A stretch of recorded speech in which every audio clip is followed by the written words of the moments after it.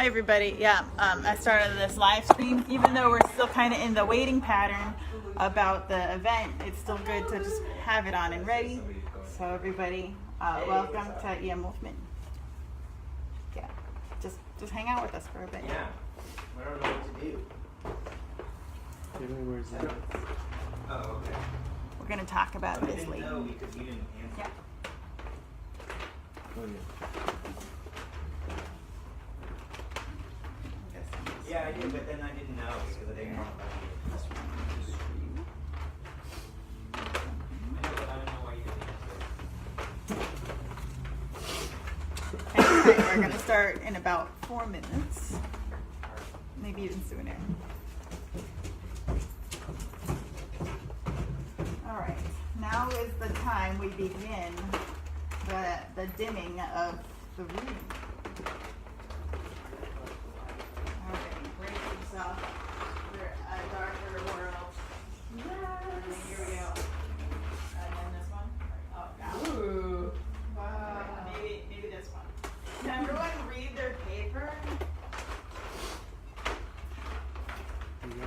Yeah. Yes? I can move down to. All right, so welcome. Right, I wanted to announce that we have a live Facebook stream, and so you can kind of see the zone that it's capturing. It's essentially right here, and if you don't want to be in the forever facing public world of live streaming, over there is good. All right, but also, welcome. So, a little bit about Keep, Begin, Detach. About 6 months ago, I thought it would be terrific to kind of like catalyze my learning with a deadline and host a monthly or so event called Keep, Begin, Detach. And the idea is that every month there's a new inspiration, and I will talk about it and hand out a little zine and read a little bit, and then we'll have an open mic. And it doesn't have to be related to that. So if you don't feel like performing a song about psychoanalytic philosophy, that is totally okay. And I just like the opportunity of having like a deadline for people in case they want to like try their material, but in a really sweet, safe space, which I feel like EM Movement is. So a big thank you from my favorite venue in Oakland, California, and possibly the world. Okay. But yeah, so let me pop right into it. So all of you, do you have a zine like this? So essentially, I haven't done this before, but I just like plucked a chapter from this book called Intimate Revolt. And so this is chapter 5, Fantasy and Cinema. And so let me tell you about my journey. How did I get to this book in particular? So a couple months ago, I read this book called Art as Experience, and it changed my life because I didn't have a wide scope about art and what it used to be and what it could be or is in some places of the world and in some minds of artists and aestheticians alike. But so the idea with that book was art can be a lot of different things, and it interfaces with all the experiences of the person going at it as a recipient of an aesthetic product or a series of stimulation. I mean, that definition is a little tricky for me to explain still. But yeah, so what do you follow up that book with, where it just like cracked open the egg of art for me, and then I was just like, I'm going to read about aesthetics. So Cassidy over here had a great book called Aesthetics, a Graphic Guide, and it was really exquisite because it's like a survey book, and so essentially I can just like read a little snips about each kind of like big player in Western aesthetics and get a taste for who we like the best. And I am inherently biased towards women in history because we just don't hear about them, and a lot of it is just because of oppression and all that stuff. So there were about 3 aestheticians or philosophers or artist types in this book, Aesthetics, a Graphic Guide. And so Julia Kristeva was one of them. And when I read her little snip in this book, it mentioned Lacan and loss. And I knew I had to get into it mostly because I've been feeling a lot of loss. And so it was very intriguing to go to the public library and find that they had this one book available at the main library. And so it's a bit of fate that of all the books I could have picked, I got Intimate Revolt. And so the thing about Julia Kristeva is that she was born in Bulgaria, I think, pretty sure, and then moved to France, and then is in the French circles of philosophy there, and she's been very accepted, which is uncommon for women, but we're getting there, I guess, if I could speak for women. But yeah, so essentially this book is translated by another person, and so it's interesting taking the word choice and kind of like not getting too like wrapped up in these ideas that I can't really grasp around, because they are hard things to talk about in English as your first language. And so having like a translation of something written in French, there's just like a few steps removed as to what I could get out of it and how it's like fidelity relates to the author's original intentions. But that also comes from me like not having a lot of academia of philosophy, and so like, you know, when she talks about Freud, when she talks about Detach, I'm just kind of like, I like these people. I mean, I've heard these people's names once in one class in college, and I'm like okay with that fact that like this is kind of like another sampler of here are all these people that like led up to this person, and so it's cool to kind of like have access to the past through somebody more contemporary. But yeah, so I'm gonna go ahead and read from the little handout, and then I'll talk more about how this relates to my practice and my projects as of this month. All right, so I'm just gonna flip to the centerfold. Fantasy and the imaginary, the specular. Specular means like a mirror. I didn't know this, I had to look it up, so I just wanted to throw it out there that it's a different word than spectacular, and I would associate it, but it's curious. So go ahead. Sorry about this. I'm like reading it, and then I'm thinking about like how it's referring to things that we haven't talked about. So just, you know, I'm just gonna read it all the way through, and then, you know, if you're curious about the stuff that it alludes to, that's earlier in the chapter, but then also earlier in the book. And I've been really digging the book, so I recommend borrowing it from the library or getting it at your local bookstore. Okay. All right. Fantasy and the imaginary, the specular. As we just seen, fantasy in its visibility invents an instinctual montage and a drift towards meaning, language, thought. The most direct cinema, which projects more or less modified fantasies, seizes us in this place in our cyclical lives where the imagination lets itself be controlled by fantasy, which I call the specular. This point should be emphasized. What I see has nothing to do with the specular that fascinates me. On the other hand, there is the gaze by which I identify an object, a face, mine, that of another. It offers me an identity that reassures me, for it delivers me from facilitations, frayage, unnameable fears, frayeur, sounds prior to the name, to the image, pulsations, somatic waves, waves of colors, rhythms, tones. So-called intellectual speculation derives from this identifying tenacious gaze. The hysteric knows something about this when, unable to find a sufficiently satisfying mirror, she finds herself, in theory, a point of convergence of all sensible and senseless intentions, a shelter where I can know without seeing myself, for I have delegated to another, to philosophical contemplation, the concern of representing my identity as reassuring as it is false, because it blacks out fear, facilitation. So-called intellectual speculation socializes me and reassures others of my good intentions as far as sense and ethics go.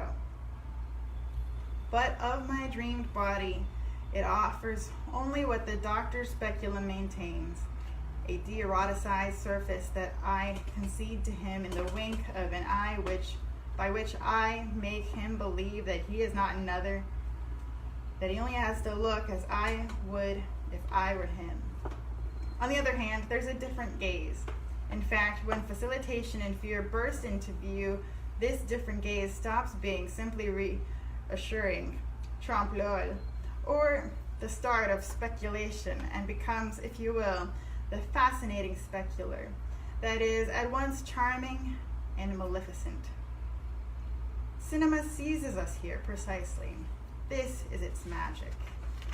At the intersection between the sight of a real object and fantasy, the cinematic image makes what is behind identification identifiable, and there is nothing more patently identifiable than the visible. The drive, not symbolized, not caught in the object, neither in the sign nor language, or to put it bluntly, conveys aggression. The fantasy is called on to find or recognize itself, to perpetuate or empty itself, based on the ability of the specular to distance itself from itself. I'm going to do one more paragraph and then we'll stop and kind of talk about all that and what it makes you think about. All specular is fascinating because it bears the trace in the visible of this aggression, of this non-symbolized, non-verbalized, and thus non-represented drive. But in certain images, fantasies are referred to as such. They exercise their power of fascination while at the same time mocking their fascination specular. I propose the term the thought specular for the visible signs that designate fantasy and denounce it as such. This information no longer refers to the referent or to the object, but to the attitude of the subject vis-a-vis the object. The cinema of Godard, which most everyone is familiar with, is the thought specular. Not images, information, but signals captured, cut up, and arranged in such a way that the phantasmatic thought of the writer-director can be made out, and invites you first to locate your own fantasies and then to hollow them out. All right, so how did that hit everybody? In the heart. You want to elaborate on that? I always really loved Kristeva's relationship as a post-Lacanian to the symbolic. I think she, Lacan is really scrutinizing of the symbolic order, and I think that she transgresses that order by seeing symbols as beautiful imagistic drive. So it's almost like she takes the imaginary and the symbolic and combines them. And I think a lot about how in dreams we're hit by the emotional intimation of symbols before we are any kind of logical reasoning. So not images as thoughts, but in these dissociative images that float together and create narratives or emotions that are not compelled by there can't be a house in the middle of the ocean or something like that. So I find it to be a really romantic way of looking, and Godard being the surrealist, French New Cinema director, I think does that as well, where you might look at it and it's not linear and doesn't make sense, but you are emotionally intuiting something very powerful outside of reason. Yes, when I came across this chapter, I felt that exciting surge of liberty, because I like tapping into something that doesn't have to make sense. And lately I've been really into writing fiction, but it's more than that, because it's like fantasy, because I let my daily life inform the work, and I appreciate that there's so much you can do with language and thought, and it has there's a pleasant anything can happen feeling I really like. I'm really drawn to it. And it's so interesting because I don't read a lot of fiction, and I haven't written a lot of fiction in the past, and so it's been like an awakening of I don't need anything to do this. Like sometimes with other forms of art, there's like a required medium like paint or like a clean dance floor, but this is very mental, and it's very intriguing about all that like potential that can come out of just thinking and writing it down. I think she also like erases the idea that fantasy is somehow not as real as our experience too. And in fact, I mean, especially when I look at non-symbolized, non-verbalized, and then thus non-represented drive, and the Freudian idea that all this like looks back to is fantasy, fantasy, like these unconscious stories that we become so invested in that all our actions are actually because of that, even if we're not conscious of it. And I really love the idea that this isn't just a thing that's relegated to the unconscious, and that we can live, and in fact we do in these fantasies. I think it blurs that line then of like, oh, I'm writing fiction, but like, are you? And I think that that's like a beautiful way of diminishing this huge binary between like fiction and nonfiction as well. It's still fantasy. We're still living in fantasy. We can't escape symbols. We can't escape images. Mm-hmm. Yeah, that's a very good point about that. And I'm intrigued by that too, because the book I read before this was about simulations, and I'm also like parallel reading something that's like similar, where it's about like creating like artifice with like artifacts together, and kind of like blending, like where does the line begin, where it's like this is a real bone from a dinosaur and this is a replica of a dinosaur bone. It's so fascinating to be like, am I like less impressed because it's not the real thing? And it's like there's still like that thing that it provokes the thought of the real thing, and that's pretty exciting. And so with that, I would like to take about 5 minutes to do some free writing. Is everyone prepared with a pen, or do you need a pen?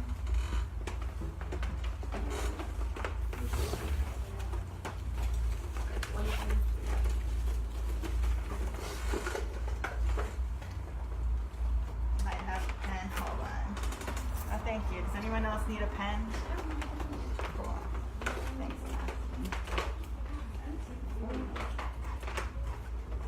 All right, for you at home, I encourage you, if you want, grab a pen, and I will, I think that it's helpful to have a prompt, but as always, you can ignore the prompt and write about whatever you want.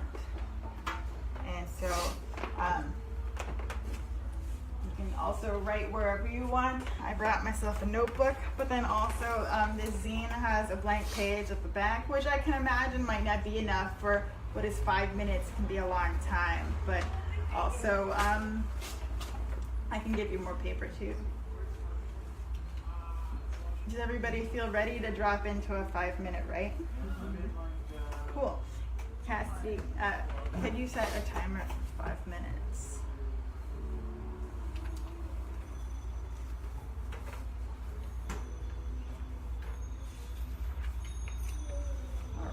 So as we are preparing to write, I would like to say that what has helped me a lot is I have this project about a monastery, and it's kind of like a House of Leaves monastery, where there are as many rooms as you can imagine, but also as many landscapes around it.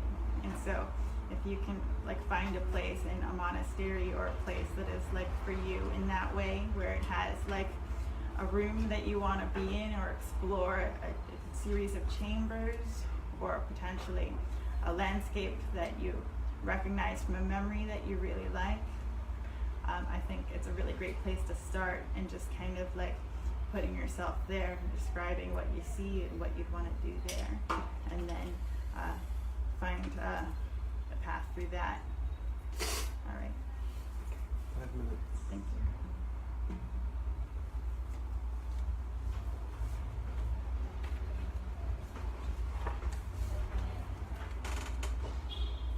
I technically have a vacation day, and I asked Michelle, I was like, do I need to do this? Yeah.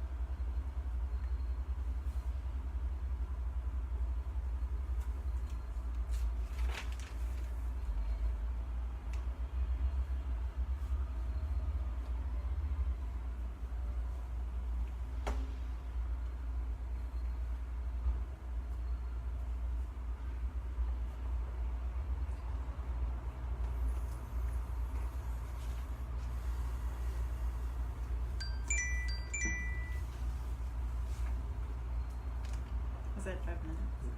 Okay, everybody, take your time to find an end, and when you do, you can look up and relax.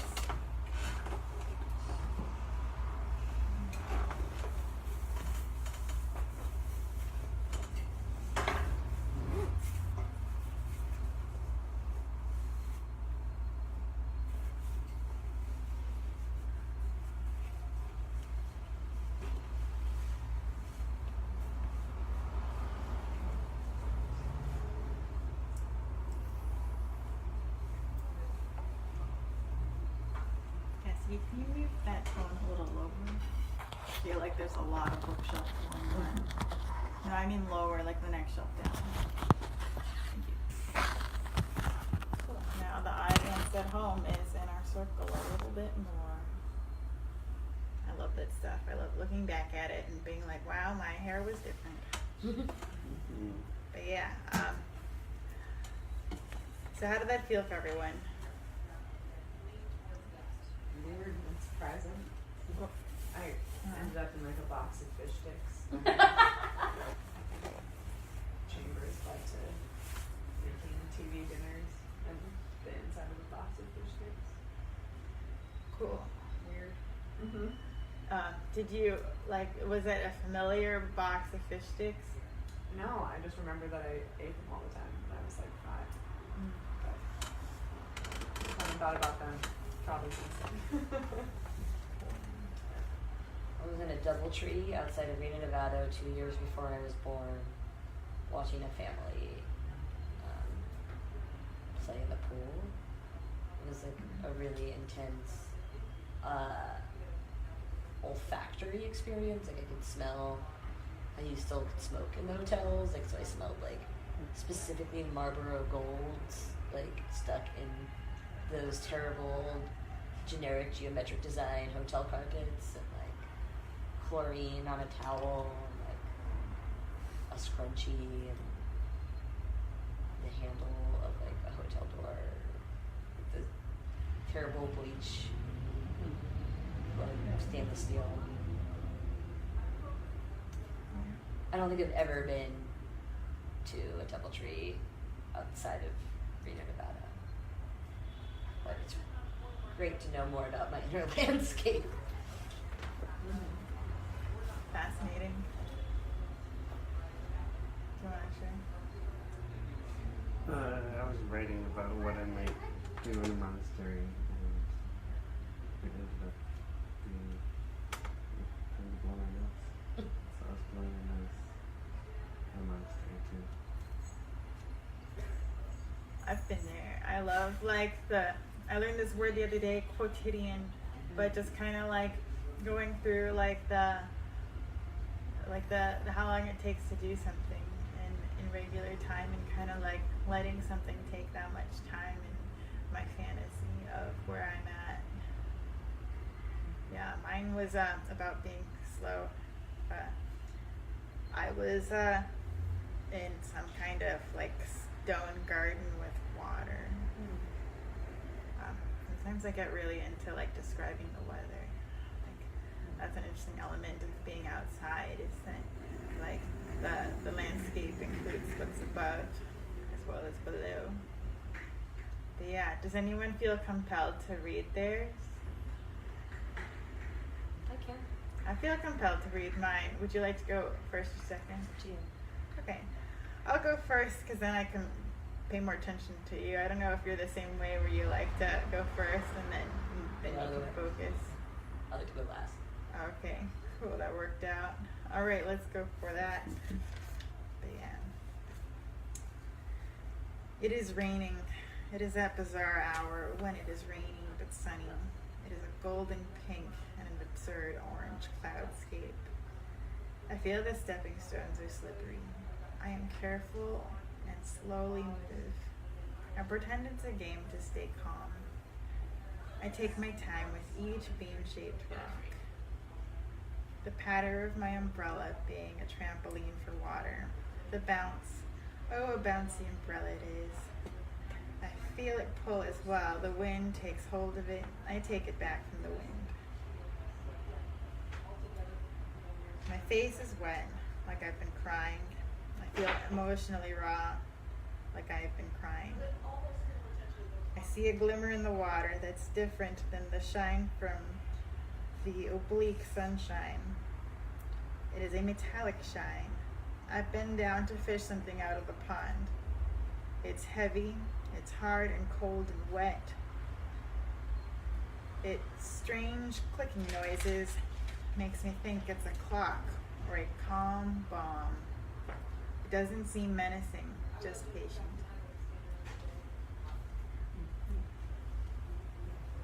And so I find like these writes that I've been doing in this kind of like fantastical like mindset, I love finding artifacts or like weird objects where it's like a combination of things I've seen before, but I'm still like curious as I'm writing about it, and it's fun to kind of like notice its properties without trying to define it too quickly, and like being in the discovery process myself. It's so fascinating, trying to like just wait and let it reveal itself to me in those like details where I like add to it and keep holding the details that I have and try to make a thing of it, but also like try to let it like show itself to me, which I think is an interesting thing in these kinds of fantastical writings, where it's like the characters don't always do what you want them to do, and the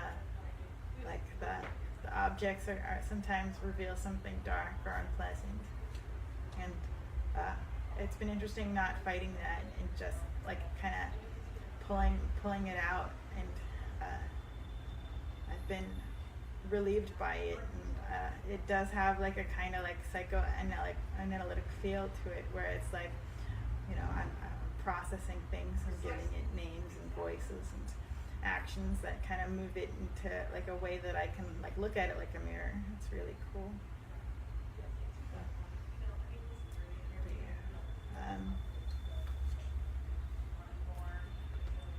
What are your thoughts?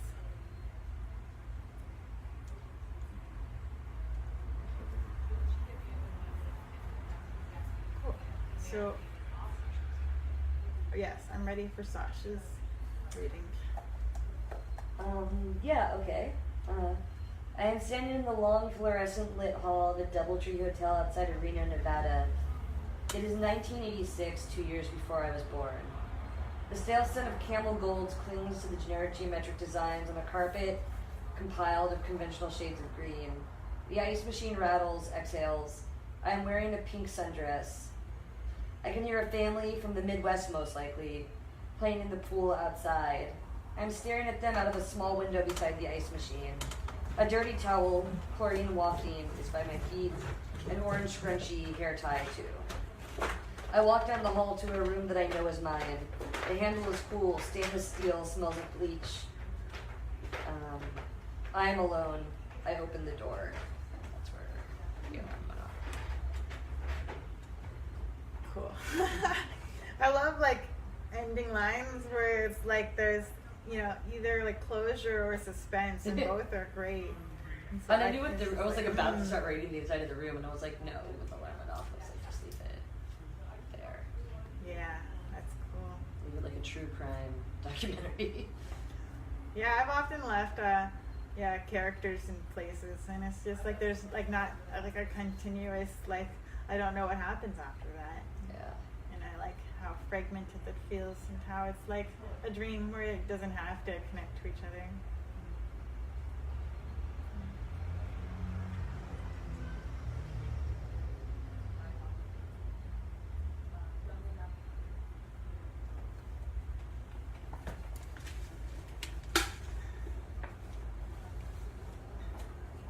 I wanted to share this book while I've been thinking about it and reading it, and it goes really well with this book. It's very interesting when they like echo each other. There are parts where they talk about anamnesis. Anamnesis. How do you say this? It's like Anamnesis? yeah, maybe the memory of another life. Yeah, this is what happens when you read more than you talk. You have no idea how things are pronounced, and it's just kind of like, yeah, like this strange feeling like there's just this like when you wake up from a dream and you have all these memories, and you're like, oh yeah, in my dream I had this sense of history of this person that I know that is not me, but it's still like that feeling of holding memories that are kind of foreign, but then also kind of like logical in their own way. I think it's pretty cool. But yeah, I think that this book has a lot of really great words too, in the sense of like that I've been just, maybe it's because I haven't like taken reading seriously in a long time, but I keep looking up great words. And so now, if you will be patient with me, I'd like to read some words that I found and their definitions. I'm excited for this. And maybe y'all can tell me if these things are, I'm going to read them, and I'm not going to apologize for how boring it might seem to somebody who doesn't like words. So whatever. Okay. So, peristyle. A row of columns surrounding a space within a building, such as a court or internal garden, or edging a veranda or porch. Yeah, I love like these kinds of words where it really does do a lot of the work of creating this really sweet architecture in the mind, and it's just like, yes, I want to hang out there. Yeah. I think it's pronounced porquet or porquet. Anyways, it's the ground floor of a theater or auditorium, but then it's also flooring composed of wooden blocks arranged in a geometric pattern. Cenotaph, a tomb-like monument to someone buried elsewhere, especially one commemorating people who died in a war. Polychrome, painted in several colors. Now see, this one's pretty obvious in the reading of it. It doesn't seem like it could mean anything else, but it's fascinating, like feeling like there's just a very succinct word for painted in several colors. I never thought that I would like it so much, but I had to write it down because it was just like, yeah, polychrome. I think everything I like or want to like aspire to is like, should be polychrome. Like having like more rainbows and kaleidoscopic, colorful things is a good idea. All right, this one's a fascinating one. Armillary sphere. Do people know what that is? So it's a kind of spherical astrolabe. Y'all know what that is. Yeah, so I thought that was so bizarre and interesting and wonderful because, yeah, I like those things a lot, but yeah, I never called it an armillary sphere. So, yeah, that's such a cool bauble. Recently, I learned about, there's a German word called like, Wunschtraum or something, where, what is it? For romantic sentence. But yeah, it's like, it means wonder room, and it's like a curiosity room where it has just like weird stuff. And it's just like, I wish I knew more people that had just like a weird stuff room. This is kind of like an older idea when people like, you know, like higher up people, I think, had like this sense of collecting weird objects and stuff and showing them to their strange guests. But, all right, I'm almost done. I just got more pages. All right, in nuke, it's Latin for in a nutshell. Although the other definition is like in a, what's they call it? Like an embryonic form, or like an underdeveloped form, like a rudimentary form. And so that's kind of fun because then it makes me think about nutshells a little differently. Because it's like, you know, in nutshell, it's just like I think about like a dead nut that something else is inside of it. But for something to be like in nuke, it can just be like a gestating little guy, you know, that's still got a long way to go. Very cool, very cool. Okay, I'm gonna tell you, I love this one. Bijouterie. It means jewelry or trinkets. I like it because it's French and it's got the word bijou in it, which means kiss, right? I think it's, yeah, I'm pretty sure. Bijou, bijou, bijou. Okay. This one also cool. Okay, I'm just like gushing about all these words, so they're all cool. Okay. Syncretically. Syncretically is the amalgamation of different schools of thought. And so I thought about this one a lot because I just like that idea, like some kind of like cohesive thing that comes from a lot of different approaches. I think about this sometimes with like art, where there's a lot of different like things that you can put into like kind of like one experience. And so I've been wanting to do more of that, where there's just kind of like, it's hard to do, I think, to like throw things together and have it work. But yeah. Mendicant.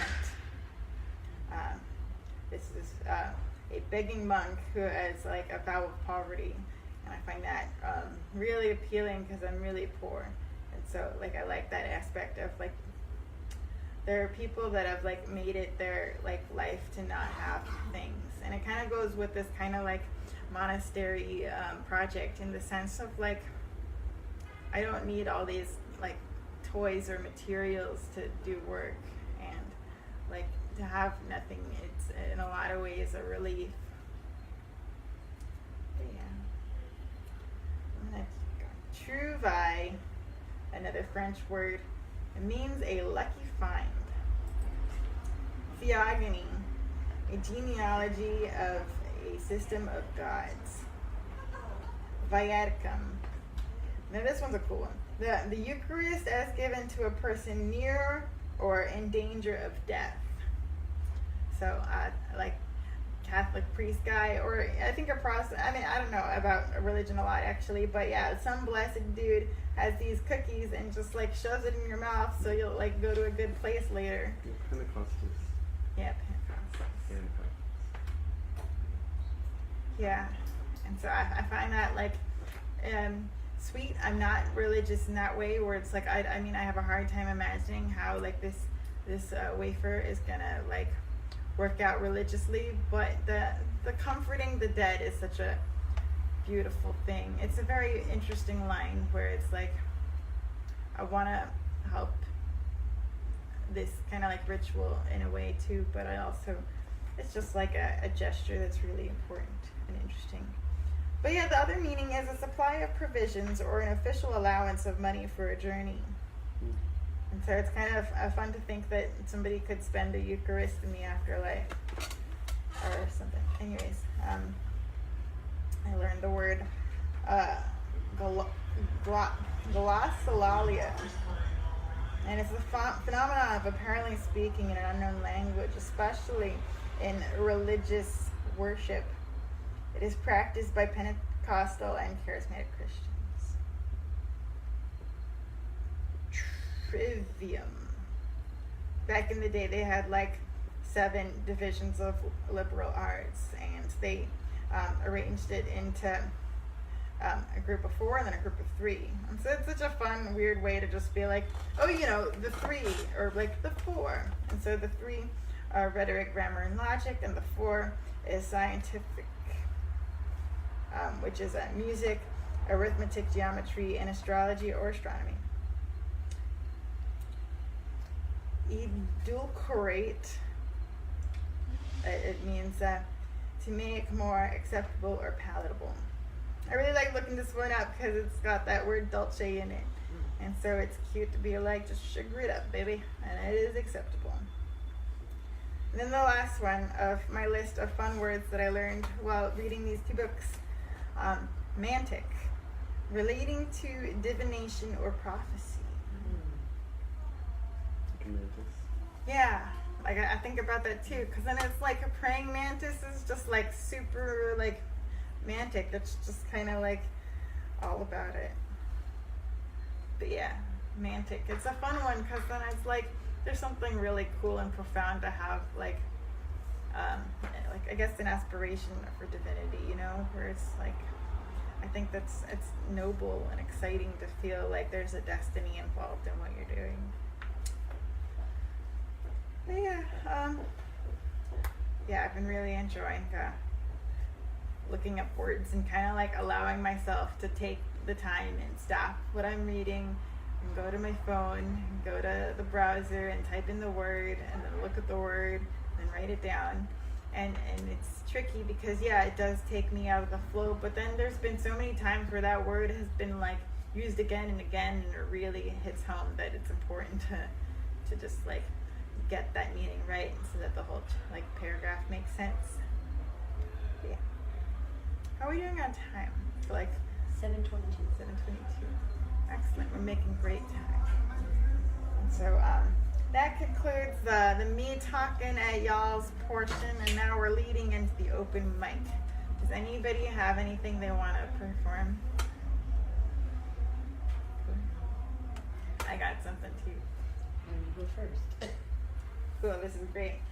All right, so this one, I've done this before here, and I really like it. It's one of my favorite things to practice performing, and it's called dance therapy / dance playback. And the idea is that everybody takes 2 pieces of paper and writes down the best thing that happened to them this week and the worst thing that happens to them this week. And then I throw them into some kind of container that I have, or maybe just on the floor. I don't know. Sometimes I bring a hat. This time I didn't. And the idea is that I'll go through them, and it's great. Are you guys open or closed? Yeah, We're open. I can turn on the light too if you want. It's all good. Okay. I just a simple question about books, and I know that you guys help people publish it. Okay. I'm one to. So everybody has a pen. And so here's your slips of paper. Continue this conversation. I'm trying to create like a grocery building for Do we need to label best thing, worst thing? or just write it No, down? just write down the thing. I think it's easier when they're not labeled, and then there's a bit of interpretation involved. and pretty much it's just gonna be. Once I had one where somebody wrote down interviewed twice, and it was really interesting to hear like their best and worst qualities And I kind of about want to make having it an similar interview. to like how Chinook book is, Chinook book. So like that kind of texture, but I wanted to know like what the pricing on that would be, and like how was the structure going to making that actual book. Justin would be a good person to talk to. Also, Molly from the Open Press would be a really good person to talk to. Need to write this down.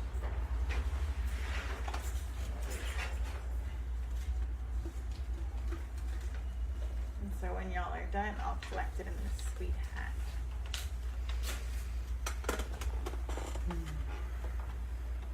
So go ahead. Justin, here, books. What's a good time to come or get a hold of that person? I don't think Justin has a particular day anymore. I need to check in. Okay. You know, email so I could like. Yeah, I feel like I do. Should I go to the store's website and I'll find them? Okay, cool. And then Molly. Yeah. Where do you want us to put it? Oh, I got you. Hold on. Oh, She's really good and very where is she located? Oh, Wait, she like operates from her like oh, okay, alright, for sure. I guess that was the. yeah. She's done all of my recommendations. Like she can do really fast turnaround projects and it's super affordable. What is your name? Coco. Coco. Yeah. Cool. Names of people, by the way. Nice meeting you. I was surprised that you guys were open, so I wasn't even prepared. Yeah, we're open till 9:30 Okay. Okay. For sure. Cool. Thank you so much. All right. Nice to meet you. So we have a full day. I hope that will change people's lives and make food accessibility a lot easier for everybody. So we're gonna Yeah. wait a hot second.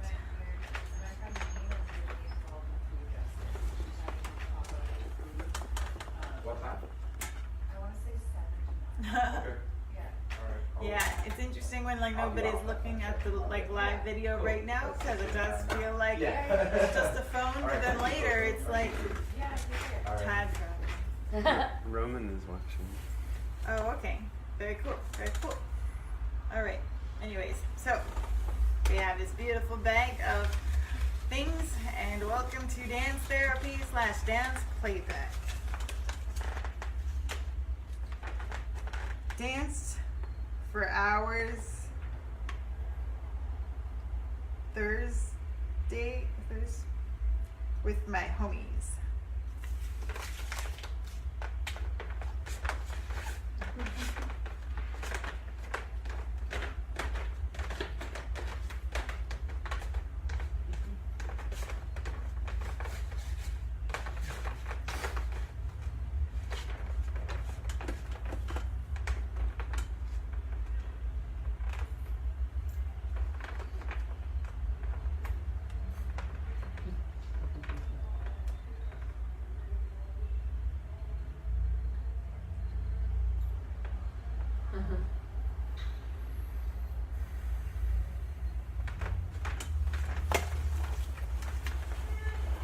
I started writing non-academically again.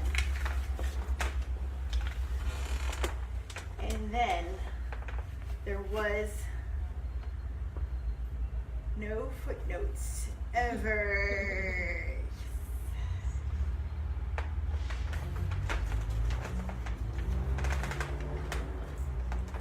I allowed insecurity to win multiple times.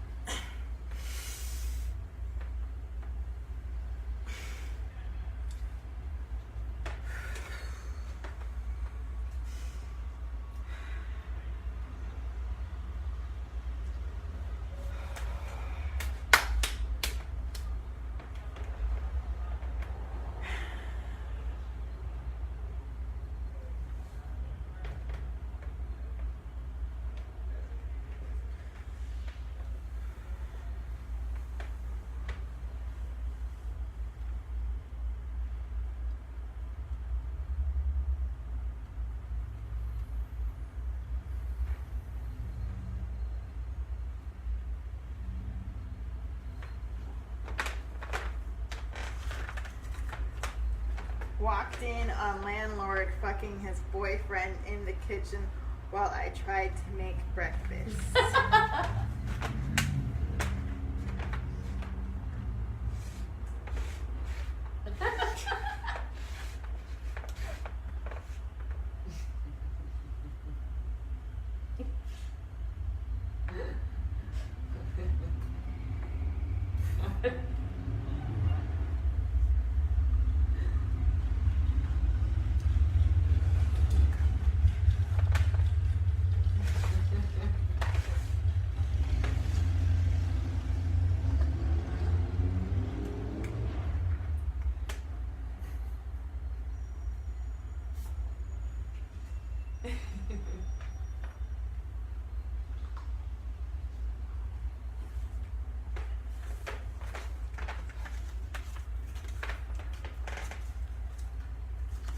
This one's the second to last one. Learned that I missed the boat on a job interview.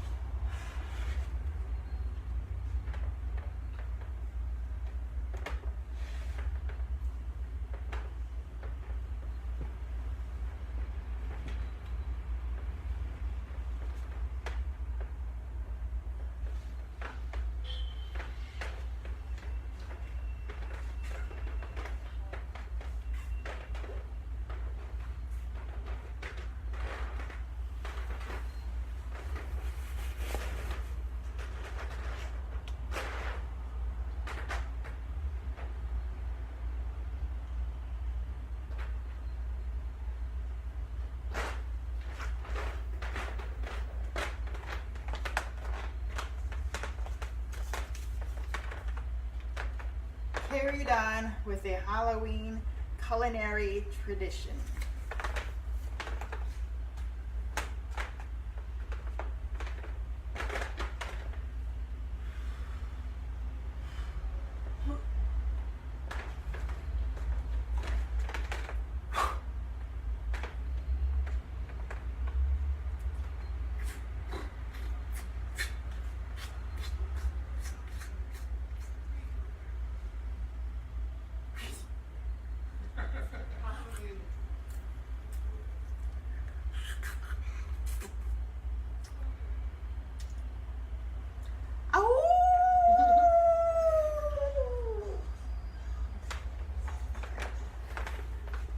And that's it. Thank you very much. Yay!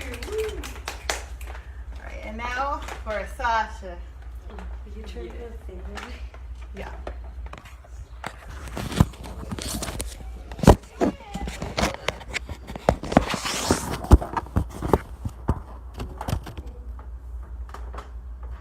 Big guys.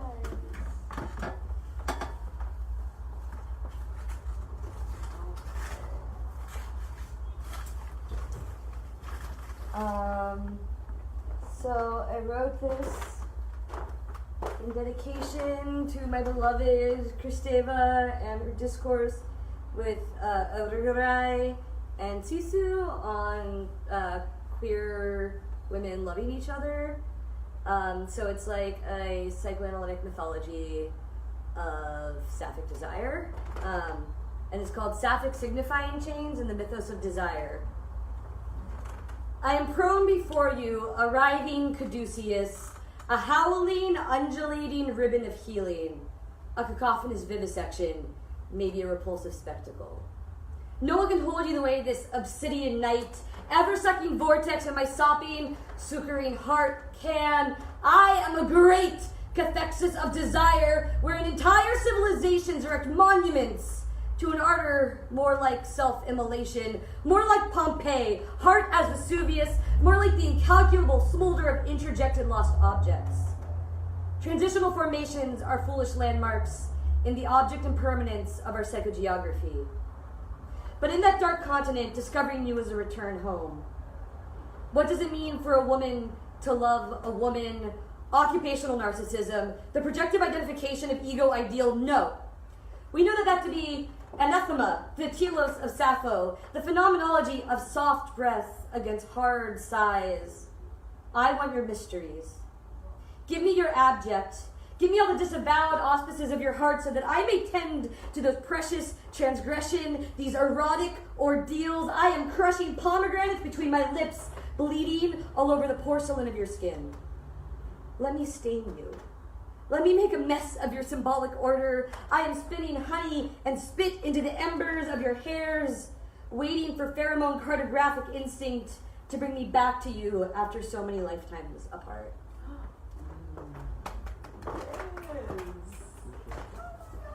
Thank you. That was amazing. Oh, I like poetry where like the delivery makes it come to life. I think about this with most poetry. I'm not like a big like poetry on the page person in the sense of like all the interpretation. It just like really adds this like a volume of like what the words mean. Most of the stuff I write, am like saying it out loud in my head. So I feel like it doesn't always, the emotive stuff, especially when you're using words like interjected lost objects, like it doesn't carry that like libidinal investment until you hear it out loud and you hear like someone's voice crack or like someone scream it or something.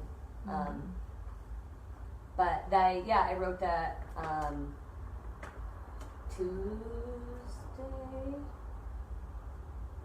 for this.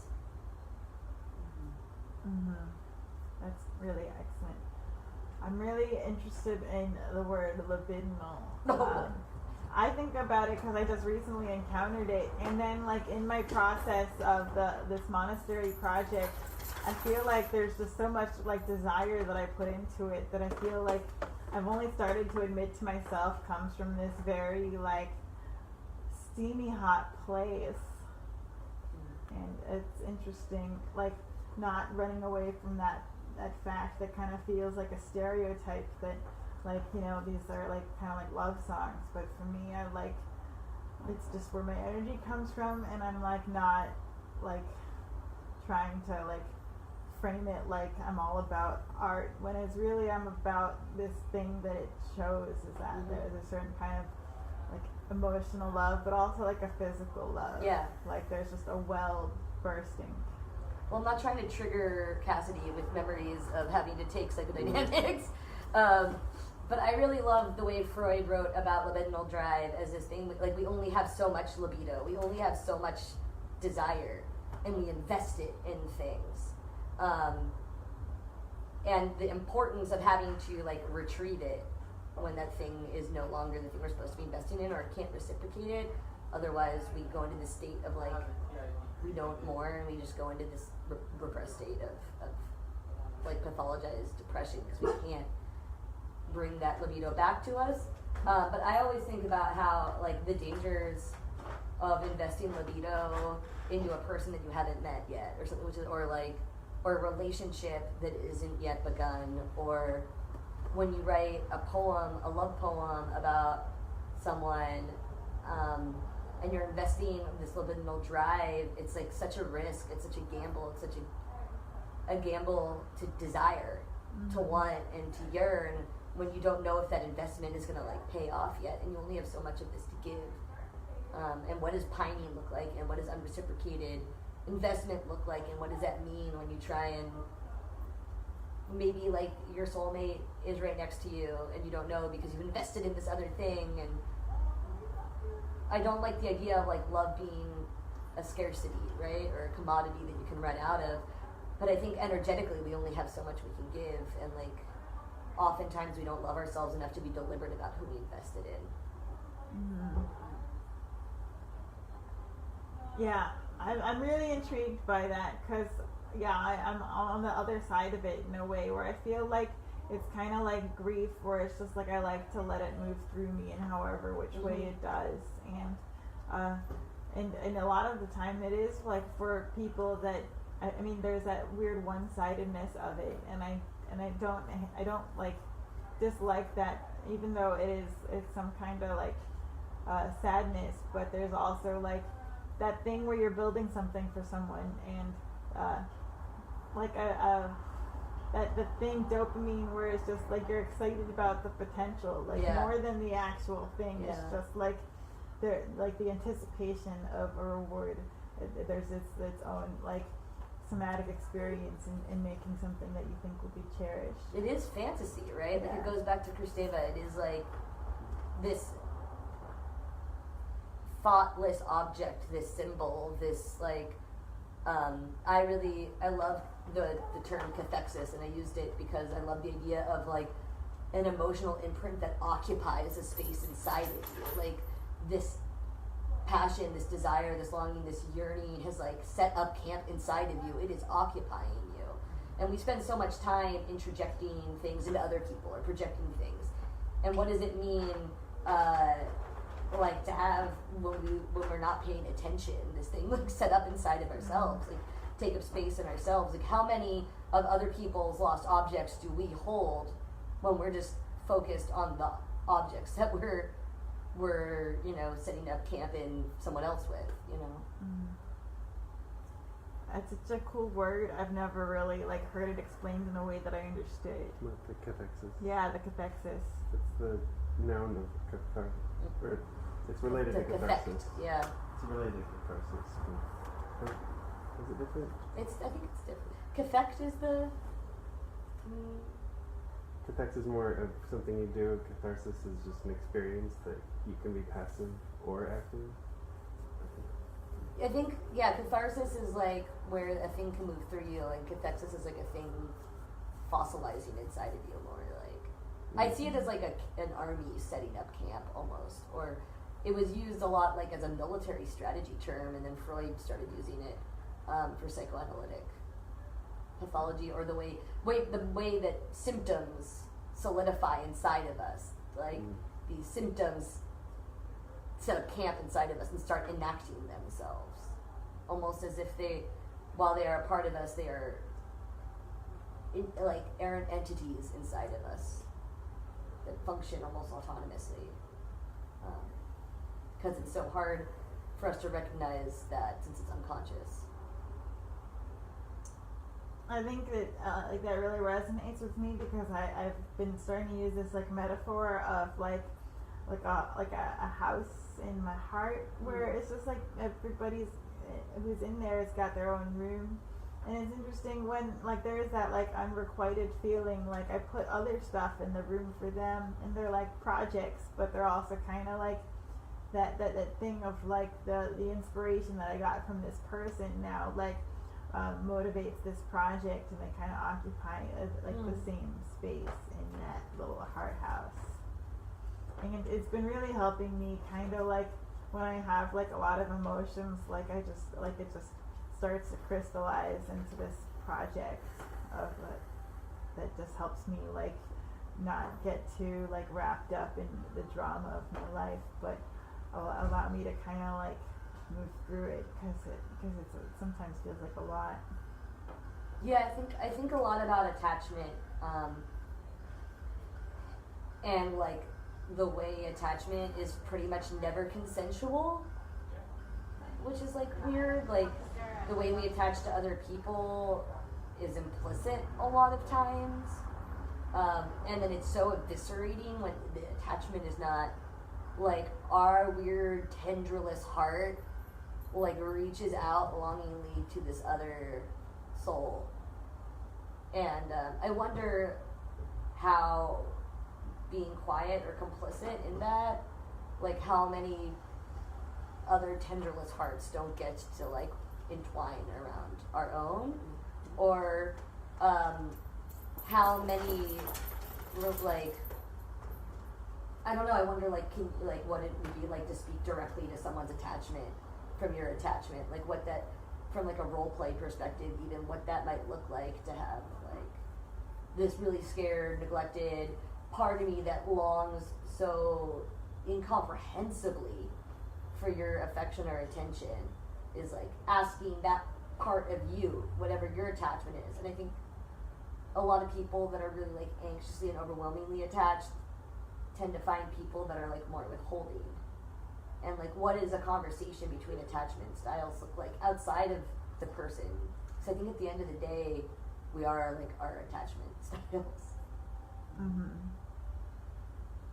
Yeah. I once had a pretty good conversation recently with somebody where I was pretty much upfront, where it's just like I kind of get obsessive, and they were like, well, I kind of like I'm attracted to that kind of attention because I'm into like that performing element of living up to someone's expectations. And it's very interesting to spell it out like in very plain language.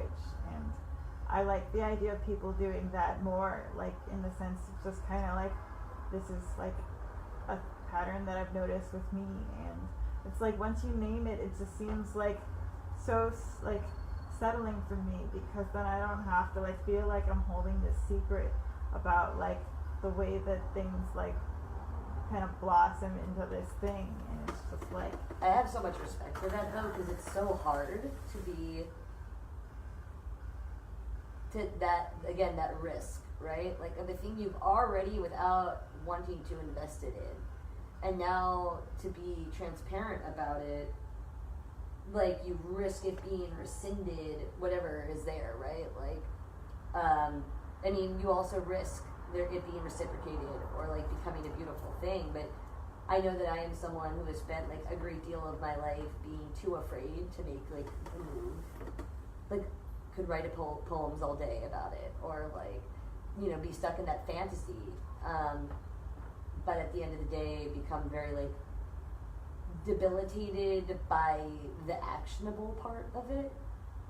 Because I wonder, am I more attached to this fantasy than I am to the person? And I have to ask that question, you know. I think a lot of times art, and I think this is a thing for creative people and for artists and writers and people who crave experience and like high stakes emotions, and make, I know for myself, I've turned people into ideals a lot when I was younger, of what they represented to me. or what they could do for me. And I like to think I grew out of that a lot, you know, through a lot of hard work. Yeah, I think we keep track of who we're invested in, but we also keep track of who's invested in us. And like, if someone is accepting your your adoration or attention, then I think we keep track of that. And you know, in a capitalistic society, it's hard to not keep a tally of how much attention someone's giving you versus how much you're receiving or giving. And I think so much of it is unconscious too. Like, how many people have spent their life as friends when they were in love with each other? You know, like how many people experience. Like, I also think that sometimes if there's nothing to attach to, you can't attach to it. So maybe someone's not being explicit, but it's really hard to keep investing into a closed bank. So I wonder sometimes how unaware we are of what attachments may be and like what gets in the way of us kind of like, I don't know, being open to it. Like, is it the ideas we have of what the relationship is supposed to look like or the person is supposed to look like? Or I find that it's weird in queer relationships too, because there's a lot more, I think, confluence or enmeshment that happens. And I think that those attachments tend to feel immediately much more secure. And I think a lot about that too. It's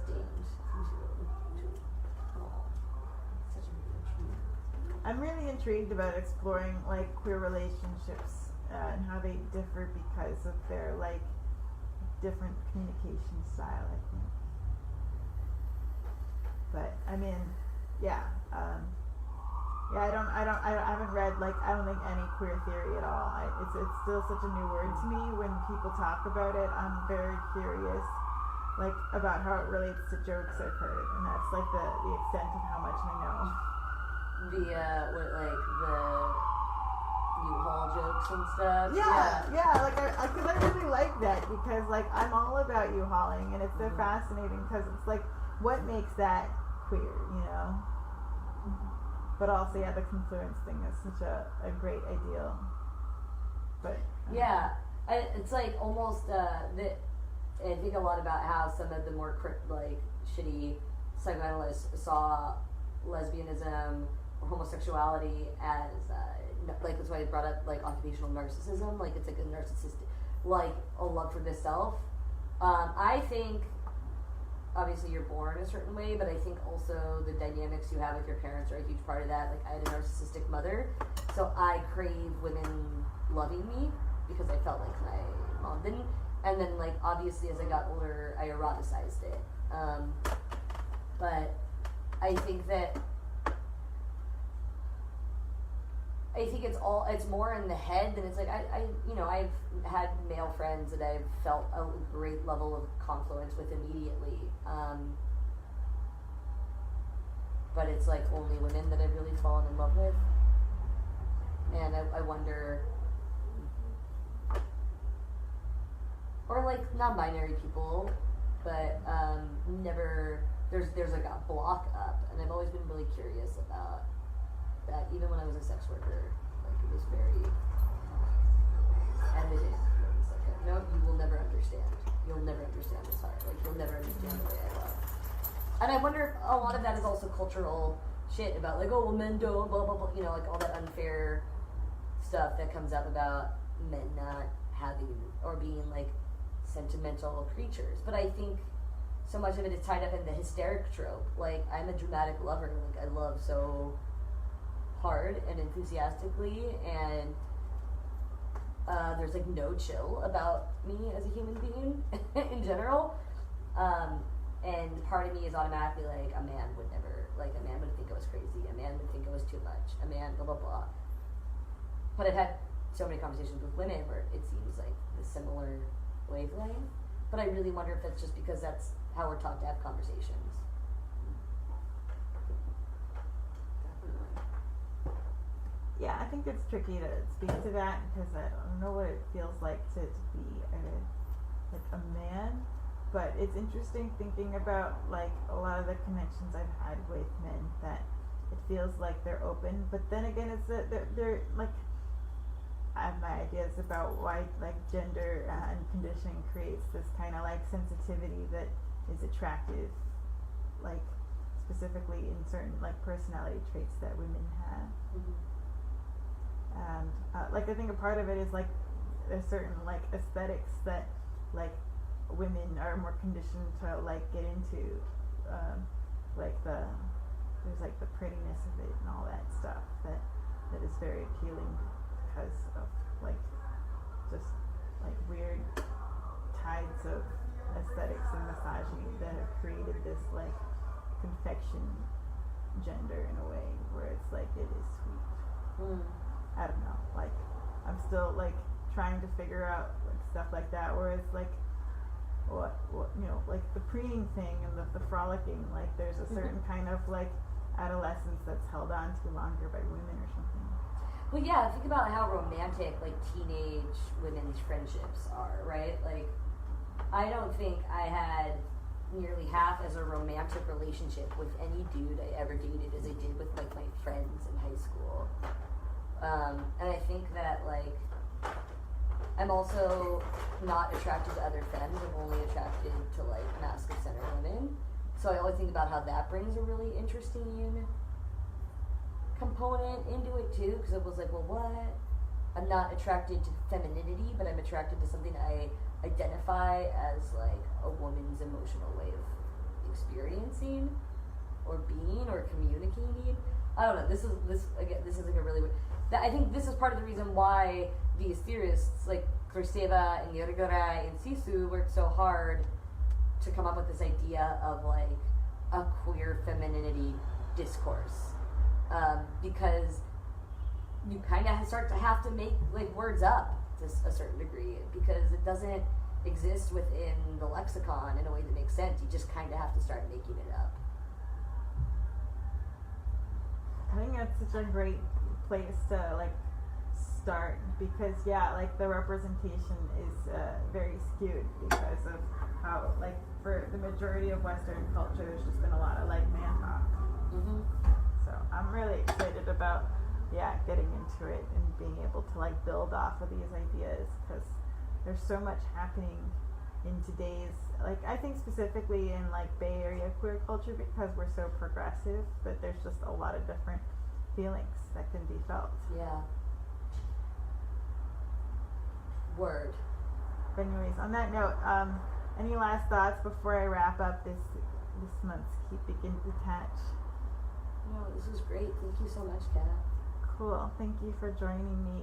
I had a lot of fun, and I like it's such a great deadline to just kind of like begin to learn by explaining the things that I think I'm learning because that's so tricky sometimes to kind of like look back and be like, what was even this about, and sort of have to prepare myself to talk about it is really good. Yeah. So anyways, I'm gonna start putting the chairs back together, and maybe next time I'll have some kind of like gong, and then it'll feel like a closed circle or something. You can make a little. I'll make a little noise. Ow! Okay. This is really That cool. I'm was gonna a try and make fun a deadline cast. for myself.